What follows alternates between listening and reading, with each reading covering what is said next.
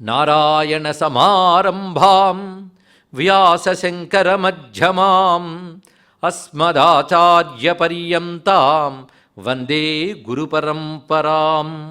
నారాయణం నమస్కృత్య నరం చైవ నరోత్తమం దేవీం సరస్వతీం వ్యాసం తతో జయముదీరయేత్. యజ్ఞేశ అచ్యుత గోవింద మాధవ అనంత కేశవ కృష్ణ విష్ణో హృషీకేశ వాసుదేవ నమోస్తుతే. శ్రీ వాసుదేవ నమోస్తుతే.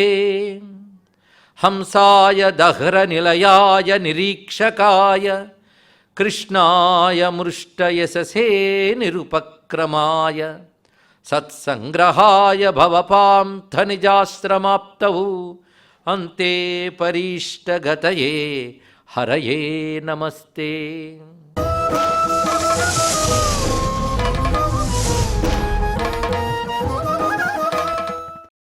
శ్రీ వాసుదేవమయమైన సభా సదస్సుకి సవనీయ నమస్సులు సమర్పణ చేసుకుంటూ, వేదవ్యాస భగవానులు మనకు ప్రసాదించిన సర్వవేద శాస్త్ర సారమైనటువంటి పంచమ వేదమైన మహాభారతంలో మహాభారత సారకథ అని వర్ణించదగ్గ ఉపాఖ్యానాన్ని మనం ప్రారంభించుకున్నాం. ఆఖ్యానము, ఉపాఖ్యానము, ఉపదేశమని 3 భాగాలుగా భారతాన్ని మనం విభాగం చేసుకుంటే, ఇందులో ఉపాఖ్యాన ఉపదేశముల యొక్క విశేషములు చెప్పుకుంటున్నాం. ఈ ప్రవచనాల్లో భాగంగా ప్రధాన ఉపాఖ్యానం నలోపాఖ్యానం. నలోపాఖ్యానం ఒక ఉత్తమ వ్యక్తిత్వ గాథను మనకు చెప్పడమే కాకుండా ఒక మహిమాన్వితమైన యజ్ఞ రహస్యాలు దీనిలో ఉన్నాయి. సంవాదాగ్ని విద్య అని ఒక ప్రత్యేక విద్య ఇందులో దాగి ఉన్నది గనకనే ఇది కలిదోష నాశనానికి, అదేవిధంగా జీవితంలో ఏర్పడే ఒడిదుడుకుల నుంచి బయటపడడానికి సహకరించే ఒక మహిమాన్విత గాథగా కూడా దీన్ని చెప్తారు. అందుకే బృహదస్వుడు ఈ కథను యుధిష్ఠిరునికి చెప్తున్నాడు. నాలా కష్టపడ్డ వాళ్ళు ఎవరైనా ఉన్నారా అని తనపై తానే జాలిపడుతూ యుధిష్ఠిరుడు ప్రశ్నిస్తే, నీకంటే కష్టపడ్డ వాళ్ళు ఉన్నారు నాయన, వాళ్ళతో పోలిస్తే ఇది కష్టమే కాదు అంటూ నలచరిత్ర చెప్తున్నారు. ఇది ఒక ఉదాత్తమైన పూర్వ వృత్తాంతాన్ని చెప్పడమే కాకుండా ఈ కథ చెప్పడం ద్వారా బృహదస్సుడు యుధిష్ఠిరునిలోకి ఒక దివ్యశక్తిని ప్రసరింపజేస్తున్నాడు. ఈ కథ విన్నవారిలో ఆ శక్తి ప్రసరించి రకరకాల కలిదోషాలు కూడా తొలగుతాయి అనేది ఉపోద్ఘాతంలో చాలా చెప్పుకున్నాం. ముఖ్యంగా నలుడు నిషధ దేశాధిపతి ఆ మహానుభావునికి విదర్భ దేశాధిపతి అయిన భీమసేనుని యొక్క కుమార్తె దమయంతితో వివాహం జరగడం, అంతకుముందు స్వయంవరము, వివాహము, అందులో ఉన్నటువంటి దేవతా ప్రమేయము, ఇంద్రుడు, అగ్ని, వరుణుడు, యముడు స్వయంవరానికి రావడం, వారు నలుని వలనే రూపంతో కూర్చున్నప్పటికీ దమయంతి చాలా సముచితంగా ఔచితీమంతంగా దేవతలను శరణు వేడి వారి లక్షణాలను తెలుసుకుని వారి అనుగ్రహం చేత నలుని వరించడము, నల దమయంతుల యొక్క వివాహం జరిగినది. ఆ తర్వాత నలుడు రాజ్యపాలన చేస్తూ క్షేమంగా ఉన్నాడు అన్నంతవరకు చెప్పుకున్నా. రాజ్యపాలన చేస్తున్న నలుని గురించి మాటి మాటికి పుణ్యశ్లోక అనే మాట మాత్రం అడుగడుగున వస్తున్నది. 28 అధ్యాయాలున్న నలచరిత్ర పుణ్యశ్లోక అనే శబ్దంతోనే మాటి మాటిగా నలుని చెప్తున్నది. అంటే పుణ్యశ్లోక శబ్దానికి మనం అర్థం చెప్పుకున్నాం. ఎవరిని కీర్తిస్తే మనం పవిత్రులమవుతామో వారిని పుణ్యశ్లోకులు అంటారని.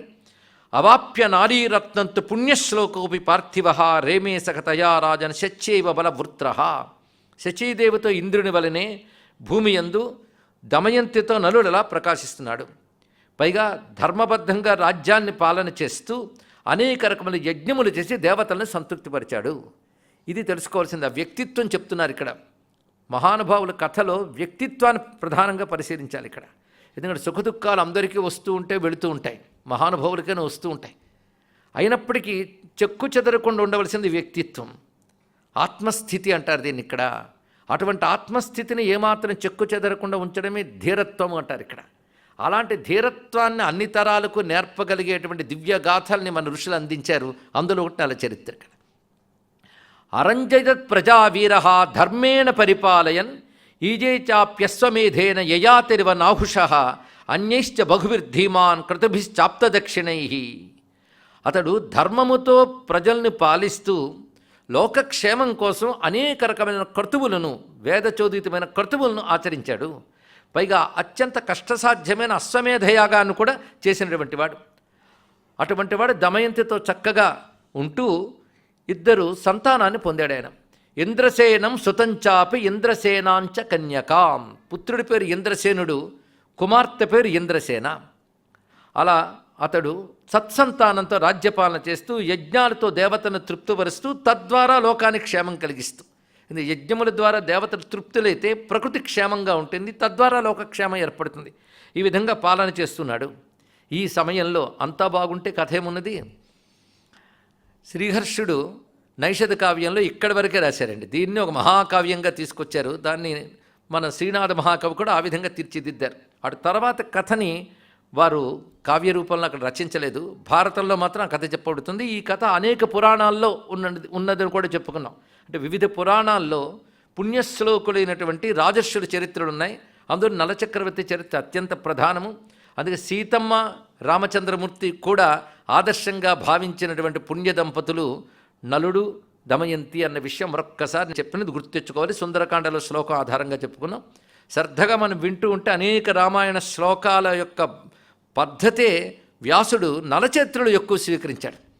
ఎవరైనా రామాయణ భారతం రెండు పరిశీలన చేయగలిగితే వాల్మీకి ప్రభావం వ్యాసుడి మీద ఎలా ఉన్నది అని అదొక పరిశోధన చేయవచ్చండి. అనేక చోట్ల కొన్ని శ్లోకాలు కొన్ని పదాలు యథాతథంగా వ్యాసుడు స్వీకరించాడు. ఇక్కడ అంటే వాల్మీకిపై తన గౌరవాన్ని అంత ప్రకటించాడు వ్యాసుడు వారు. ఇక్కడ కూడా అలాంటి ఎవరికైనా సుందరకాండ పారాయణ రామాయణ పారాయణ అలవాటు ఉన్న వారికి నేను చెప్పకుండానే స్ఫురిస్తుంటే కొన్ని శ్లోకాలు చదువుతుంటాయి. మధ్య మధ్యలో మనం వ్యాసప్రోక్తమైన శ్లోకాలు చెప్తూ కథ చెప్పుకోవడానికి కారణం ఏంటంటే వ్యాసుని శ్లోకాలు మంత్ర సంహితాలు గనక అవి చెవిలో పడితే చాలు ధన్యులమవుతాం. అందుకే శ్లోకాలు చెప్పడం జరుగుతుంది. రెండవది, చెప్తున్న విషయం ప్రామాణికంగా చెప్తున్నామని చెప్పడం కోసమై కూడా శ్లోకాల మధ్యలో ఉటంకించడం జరుగుతుంది. మొత్తానికి మహానుభావుడైన ఈయన చక్కగా పాలన చేస్తున్న సమయంలో ఒక ఘట్టం గురించి చెప్తున్నారు ఇక్కడ. అథాబ్రవీత్ కలిం శక్ర సంప్రేక్ష బలవృత్ర ద్వాపరేణ సహాయేన కలే బ్రూహి క్వయాస్యసి. అసలు స్వయంవరం అయిన తర్వాత ఇంద్రాది దేవతలు తిరిగి స్వర్గానికి వెళుతూ ఉంటే వాళ్ళకి త్రోవలో ఇద్దరు తారసపడ్డారు. తారసపడితే మీరెవరు ఎక్కడికి వెళ్తున్నారు అంటే వాళ్ళిద్దరికి పేర్లు పోల్చుకున్నాడు ఇంద్రుడు. ఒకడు కలిపురుషుడు, ఇంకోటి ద్వాపర పురుషుడు. కలి ద్వాపర ఇద్దరు. అంటే కాలంలో కృతత్రేత ద్వాపర కలి అని యుగముల పేర్లు అందరికీ తెలుసు. యుగానికి ఒక పురుషుడు ఉంటాడు. అంటే ఆ కాలానికి అధిపతి అయిన ఒక తత్వము, ఆ తత్వాన్ని ఒక పురుష రూపంతో చూపిస్తున్నారు ఇక్కడ. అలాంటి కాలతత్వములు రెండున్నాయి ఇక్కడ, ద్వాపర కలి. అయితే కృతత్రేత ద్వాపర కలి అనే మాటలకు అర్థం తెలిస్తే తర్వాత కథకు కూడా మన పనికొస్తుంది. కృతము అంటే ఏ యుగంలో ధర్మం కృతమై ఉంటుందో, అంటే కర్తవ్యము కాదు కృతం. కర్తవ్యం అంటే చెయ్యవలసినది, కృతం అంటే చెయ్యబడినది అని అర్థం ఇక్కడ. అంటే అక్కడ ఇది కర్తవ్యం, నువ్వు చెయ్యాలి అని చెప్పకుండానే సహజంగా ధర్మం ఎక్కడ ఆచరింపబడుతుందో ఆ యుగం పేరు కృతం. త్రేత అంటే ఆ ధర్మము కేవలం 3 భాగములుగానే ఉంటూ ఒక భాగం తగ్గితే త్రేత అయింది. 2 భాగముల ధర్మము 2 భాగముల అధర్మము ఉన్నట్లయితే ద్వాపరమైంది. ఇక కలి అంటే కృత కలి ఈ రెండింటికే వ్యుత్పత్తులు చెప్పుకోవాలి. త్రేతా ద్వాపర మనకు అర్థమైపోతుంది ఇక్కడ. కలియుగం వచ్చేటప్పటికల్లా కలి అంటే అర్థం చెప్పుకున్నాం, కల్యంతే కలహం కుర్వంత్యస్మిన్నితి కలిహి అని. పరస్పరం ఒకరికొకరు పడని కాలమే కలికాలము, వైషమ్యాల కాలం. అయితే వీళ్ళు ఎప్పుడూ ఉంటారు. కలియుగంలోనే కలిపురుషుడు ఉంటాడని లేదు, అప్పుడు ఆయన టర్మ్ అంతే, కానీ వాళ్ళు ఎప్పుడు ఉంటారు ఇక్కడ. కలియుగంలో ఆయన బిజీ, ఆయన అధిపతి కనుక. మిగిలిన యుగాల్లో యుగం కోసం ఎదురు చూస్తూ కూర్చుంటారు అంతే ఇక్కడ. కనుక వాళ్ళు ఇద్దరు కలిసి వస్తున్నారు. ఇంద్రుడు మీరు ఇప్పుడు ఇలా ఎందుకు బయలుదేరారు అంటే దమయంతి స్వయంవరం జరుగుతోందని విన్నాము, ఆమె గురించి చాలా చాలా విశేషమైన వార్తలు తెలిసే, దేవతల్లో కూడా అటువంటి స్త్రీ లేదని చెప్తున్నారు, అందుకే స్వయంవరానికి వెళ్ళాలని వస్తున్నాము అంటే ఒక నవ్వు నవ్వారు 4 దేవతలు. ఇప్పుడా స్వయంవరానికి? ఎప్పుడో అయిపోయింది స్వయంవరం, పెళ్ళి కూడా అయింది, మేము ఆశీర్వదించి వస్తున్నాం, మీకు వార్త కొంచెం ఆలస్యంగా వచ్చింది అని చెప్పగానే వాళ్ళకి కోపం వచ్చింది. కలి కోప సమన్విత దేవానామంత్రితాన్ సర్వాన్ ఉవాచేదం వచస్తదా. వెంటనే కోపం వచ్చిందిరా. ఈ మాత్రం కోపం రావాలంటే అందుకే వాడిని కలిపురుషుడు అన్నారు అక్కడ. వాడి కోపంతో అంటున్నాడు, ఏమైనప్పటికి కూడాను మీరు వెళ్ళారు కదా స్వయంవరం, ఏం జరిగింది అంటే నలుని వరించింది ఆమె. నలుడు అంటే ఒక నరుడు, మీరు దేవతలు. దేవతలను వరించకుండా ఒక నరుణ్ణి ఆవిడ వరించింది. అప్పుడు మీరేం చేస్తున్నారు అక్కడ కూర్చొని? ఇది దేవతలకు అవమానం కాదా? అందుకే మీరు చేసింది తప్పే సుమా, మీరు వాళ్ళని ఏదైనా శపించవలసింది, శిక్ష వేయవలసింది అని దేవతలతో అన్నాడు కలిపురుషుడు. వెంటనే ఇంద్రుడు గొప్ప మాట చెప్తున్నాడు, మేము అనుమతించి ఆశీర్వదించే వరించేలా చేసాం, వివాహం కూడా చేయించామన్నారు ఇక్కడ. వాళ్ళ అనుమతి లేకపోతే, వాళ్ళ అనుగ్రహం లేకపోతే జరగదు ఇక్కడ. పైగా నువ్వేమన్నావు, శపించవలసింది అన్నావు కదా. వాళ్ళు శపించడానికి తగినవాడు కాదు, ఆశీర్వదించడానికి తగినవాడు, సర్వవరములు పొందడానికి అర్హుడైనవాడు. అటువంటి ధర్మ ప్రవృత్తి అతని యందున్నది. అంటే ఏమైనప్పటికీ కూడాను నలుని వరించింది దమయంతి అనే మాట మేము తట్టుకోలేకపోతున్నాం. మేము స్వయంవరానికి బయలుదేరాం, తీరా స్వయంవరం అయిపోయింది, ఆమె నలుని వరించింది. ఆ నలుడు సుఖంగా ఉండకుండా మేము చేయదలుచుకున్నాం, వాడిని శపిస్తాను, బాధ పెడతాను అన్నాడు కలిపురుషుడు. అప్పుడు ఇంద్రుడు గొప్ప మాట చెప్తున్నాడు. ఈ మాట గుర్తుపెట్టుకోవాల్సింది. మీరు బాధ పెడదామని వెళ్ళినప్పటికీ కూడా ఈ సల్లక్షణాలు ఉన్న వాళ్ళని ఎవరు బాధ పెట్టలేరు, శపించలేరు. ఒకవేళ చెయ్యదలుచుకుంటే వాళ్ళకే, ఎవరైతే అలా చేయదలుచుకున్నారో వాళ్ళకే మృత్యువు ప్రాప్తిస్తుందని ఇంద్రుడు చెప్తున్నాడు. ఇది ఒక ధర్మ బోధ అండి. గాథలో బోధ తెలుసుకోవాలి కదా మన యొక్క ఉద్దేశం అది. యో వేద ధర్మానఖిలాన్ యథావచ్చరితవ్రత. ఒక్కొక్కటి చెప్తున్నాడు ఆయన లక్షణాలు. యోధీతే చతురో వేదాన్ సర్వానాక్షాన పంచమాన్ నిత్యం తృప్తా గృహే యస్య దేవా యజ్ఞేషు ధర్మతః అహింసా నిరతో యశ్చ సత్యవాది దృఢవ్రతః యస్మిన్ దాక్ష్యం ధృతిజ్ఞానం తపశ్శౌచం దమశ్శమః ధ్రువాణి పురుషవ్యాఘ్రే లోకపాల సమే నృపే ఏవం రూపం నలం యో వై కామయేచ్ఛపితుం కలే ఆత్మానం సశపేన్మూఢ హన్యాదాత్మానమాత్మన. ఈ శ్లోక గుచ్చం చాలా ముఖ్యమైనదండి. ఇందులో చెప్తున్నది ఏంటంటే, నలమహారాజు సర్వగుణోపేత, సర్వ సద్గుణాలు కలిగినటువంటి వాడు. పైగా అతడు సర్వధర్మములు తెలిసినవాడు. సద్గుణములు కలిగినవాడు ఒక లక్షణం. రెండవది సర్వధర్మములు తెలిసినటువంటి వాడు. మూడవది ఆ ధర్మములు ఆచరించే సచ్చరిత్ర కలవాడు. నడవడిక, చరిత్ర అంటే నడవడిక. ధర్మములు తెలిసి దాన్ని ఆచరిస్తున్నవాడు, అందుకే అతను చరిత్ర కలవాడు. తర్వాత చతుర్వేదములు అధ్యయనం చేసినటువంటి వాడు. వాటితో పాటు అంగముగా ఉన్న సర్వశాస్త్రములు అధ్యయనం చేసినటువంటి వాడు. అంటే శాస్త్రాధ్యయనం కూడా తపస్సులో ఒక భాగం, అది తెలుసుకోవాలి ఇక్కడ. శాస్త్రాధ్యయనం వల్ల కూడా ఒక పవిత్రత ఏర్పడుతుంది ఇక్కడ. అది శాస్త్రాధ్యయనమే జీవితంగా ఉండడం కూడా ఒక తపస్సే. అది చేసినటువంటి వాడు. పైగా ఆయన ఇంట్లో, గృహంలో దేవతలు ఎప్పుడు తృప్తిగా ఉంటారు. ఎందుకంటే గృహం ఉండేదే దేవతల్ని, పితృదేవతల్ని, అతిథి అభ్యాగతను తృప్తిపరచడానికి. అంతేగాని మన ఇష్టానుసారం సుఖంగా ఉండడానికి గృహం అనుకోవద్దు. అది గృహస్థ ధర్మం ఏంటో చెప్తున్నారు ఇక్కడ. నిత్యం తృప్తా గృహే యస్య దేవా యజ్ఞేషు ధర్మత. అతడు ఆచరించే యజ్ఞముల వల్ల, ఇక్కడ యజ్ఞములు అంటే పంచయజ్ఞములు తెలుసుకోవాలి ఇక్కడ. దేవయజ్ఞ, పితృయజ్ఞ, ఋషియజ్ఞ, మనుష్యయజ్ఞ, భూతయజ్ఞములు ఆచరించడం చేత ఆ దేవతలు ఎల్లవేళలా ఆ ఇంట్లో తృప్తిగా ఉంటారు. ఇక వ్యక్తిత్వం అహింసానిరత. అతడు అహింసానిరతుడు, సత్యవాది. ఆ సత్యవాది అనేది మేము చూసాం కళ్ళారా.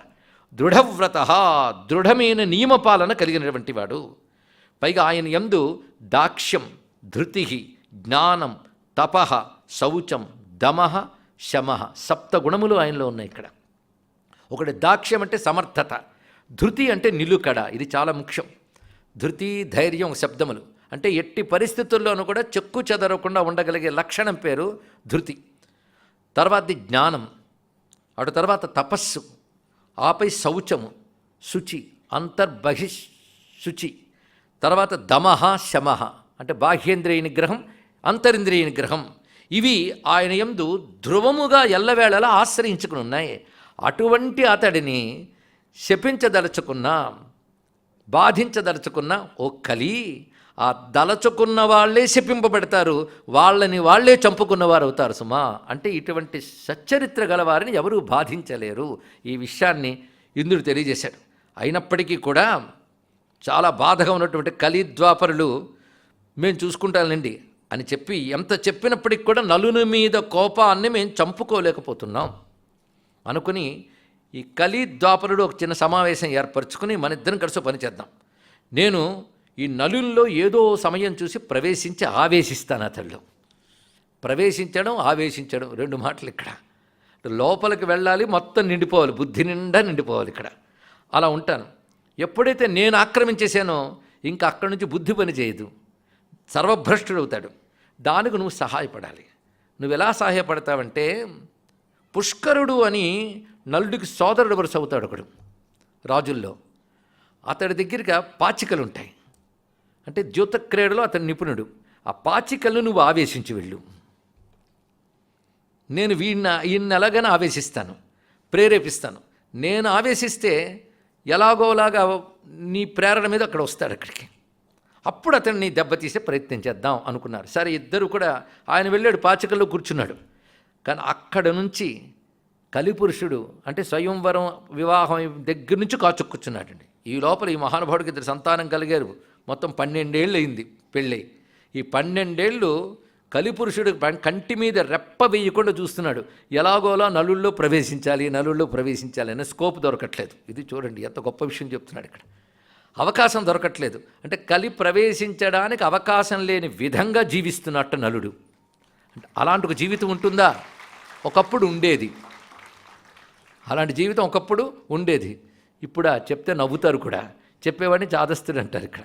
ఎందుకంటే ఒకప్పుడు కలి ప్రవేశించడానికి ఆయనలో ఆలోచించాడు. ఇప్పుడు ఆయన తప్ప ఇంకొల్లేడు అలా ప్రవేశించి ఆవేశించి కూర్చొని తిష్ట వేసుకున్నాడు యుగంలో అందరిలో కూడా. అక్కడ 12 ఏళ్ళు అండి ఎదురు చూశాడు, ఎక్కడ దొరుకుతాడేమో అని. ఎక్కడ దొరకలేదు. ధర్మం తూచా తప్పకుండా పాటిస్తున్నాడు. ధర్మపాలన అంటే ఇందాక చెప్పిన సత్యాహింస వీటితో పాటు శౌచం ఒకటి ఉన్నది. ఈ శౌచం దగ్గర సదాచారం అని ఒక అంశం వస్తుంది. శౌచం అంటే కాళ్ళు కడిగినవే కడిగి, చేతులు కడిగినవే కడిగిన గిన్నె మళ్ళీ కడిగి, అది కాదు శౌచం అంటే. సదాచారం అని ఒకటి ఉంది శాస్త్రంలో. ఇది మళ్ళీ మహాభారతంలోని భీష్ముడు ఆచారకాండ అని కొన్ని అధ్యాయాలు చెప్తారండి. అవన్నీ తెలుసుకోవాలి ఇక్కడ. అందుకే భారతం ఒక్కడ చదివితే చాలా ఉన్నాం కదా. అందులో సదాచారం అనేది ఉంటుంది. సదాచారం అంటే అవునండి ఒకప్పుడు మా మామ చేసేది అని ఇప్పుడు మా అమ్మలు చెప్తూ ఉంటారే, దాన్ని సదాచారం అంటారు. ఇప్పుడు మా అమ్మలు అప్పుడు మా మామ చేసేదని చెప్తున్నారు. అంటే వీళ్ళే వదిలేశారు. ఇప్పుడు పిల్లల్ని అసలు వదిలించారు.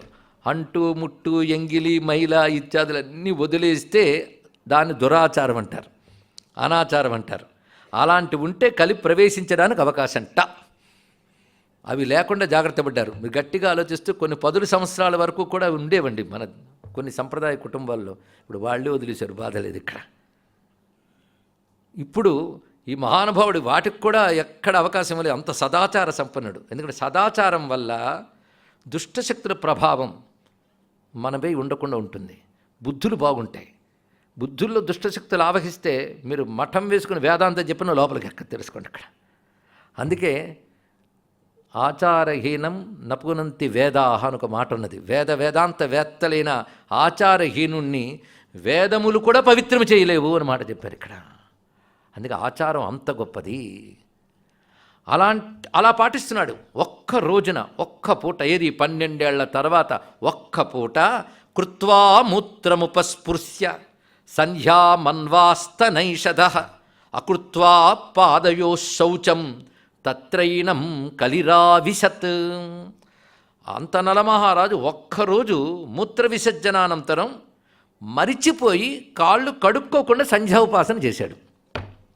కాళ్ళు కడుక్కోకుండా ఆ ఒక్క అశుచి చేత ఆ సందు చూసుకుని లోపల ప్రవేశించాడు కలిపురుషుడు. ఇది చెప్పారు చూసారా. అంటే దీన్ని బట్టి కాళ్ళు కడుక్కోవడం, చేతులు కడుక్కోవడం, ఆచమనం చేయడం, ఆ కూర్చునే దిశ, ఆసనం ఏవైతే మన పెద్దవాళ్ళు చెప్పారో వాటి ప్రతి వెనకాల ఒకానొక ప్రయోజనం ఉన్నది. అది నీకు కనిపించదు, ఎందుకంటే దేవతలకు తెలుసు శక్తి. కనుక దేవతలతో అనుసంధానం చేసుకునేదే అనుష్ఠానం. దేవతలతో అనుసంధానం చేసుకునేది అనుష్ఠానం కనుక వాళ్ళ దృష్టికి తగ్గట్టుగా మనం ఉండాలి ఇక్కడ.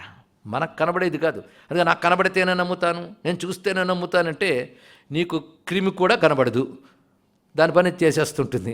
అలాంటిది నీకేం తెలుసు కనబడడానికి? కానీ దేవతా దృష్టి వేరు, వాటి ప్రభావం ఉంటుంది. ఇది తెలుసుకోవాల్సినది. అందుకే సదాచారం అనేది ఇంత అవసరం. ఒకటి చూపించాడు మహాభారతంలో. సదాచారం అని ఎవడైనా రీసెర్చ్ చేస్తే మొదట్లోనే కనిపిస్తుంది ఉదంకోపాఖ్యానం దగ్గర. ఆ మహారాణి యొక్క కుండలాలు తీసుకురావడానికి వెళ్ళే ఉదంకుడికి మహారాణి కనబడదు. అప్పుడు రాజు అంటాడు, నువ్వు వచ్చేటప్పుడు ఎక్కడో తోవలో చిన్న అనాచారం జరిగింది, అందుకే ఆమెను చూడలేకపోయావు అంటాడండి. అప్పటికప్పుడు కాళ్ళు చేతులు కడుక్కొని మళ్ళీ ఆచమనం చేసాక ఆవిడ దర్శనం అవుతుంది. అంటే ఒక దివ్యత్వాన్ని పొందనివ్వకుండా అడ్డుకుంటుంది దురాచారం, అనాచారం. ఇది తెలుసుకోవాలి ఇక్కడ. సదాచారం నిన్ను దివ్యత్వంతో అనుసంధానపరుస్తుంది. కానీ దివ్యత్వం కావాలనుకున్న వాళ్ళు పాటిస్తారు. ఏం పర్వాలేదు, ఈ రోజుల్లో పర్వాలేదు అని మీరెవరండి చెప్పడానికి అడిగే ధైర్యం లేదు శ్రోతకి. పర్వాలేదండి, నేను చేస్తున్నాను కదా ఏంటి అన్ని వదిలేయడం, కానీ మీరు వదిలేసారు, నేను వదిలేయాలా?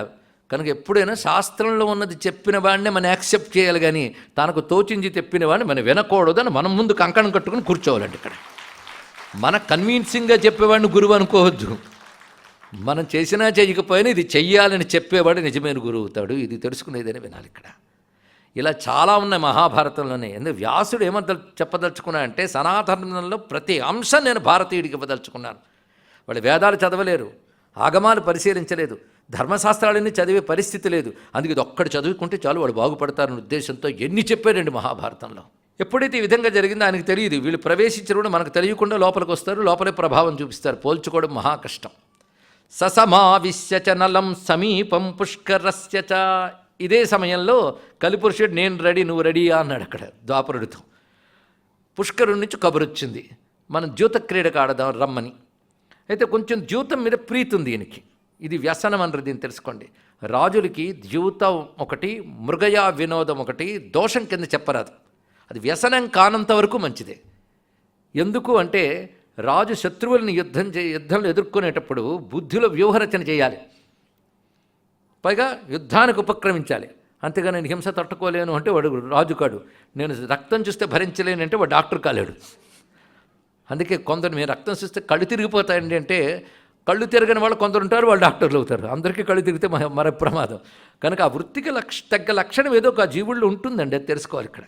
కనుక వాళ్ళు ఖాళీ సమయాల్లో చదరంగం ద్యూతం వాడడానికి కారణం ఏంటంటే ఎత్తుకు పై ఎత్తు వేయగలగడం యుద్ధంలో అవసరం. అది వాళ్ళకి మనస్సుకు బాగా అలవాటు చేస్తుంది బుద్ధిగతి. రెండవది వేట మొదలైనవి క్రూర జంతువులు ఎక్కువై ప్రజలను బాధిస్తే వేటాడాలి. ఆ వేట శత్రువులతో యుద్ధం చేయడానికి పనికొచ్చే ఒక మనస్సంసిద్ధతని ఏర్పరుస్తుంది ఇక్కడ. అందుకు వాళ్ళకి మాత్రమే ఈ రెండు విధించారు. అది కూడా పరిమితులు పెట్టారు. ఎప్పుడు పెడితే అప్పుడు, ఎలా పడితే అలా కాదు ఇక్కడ.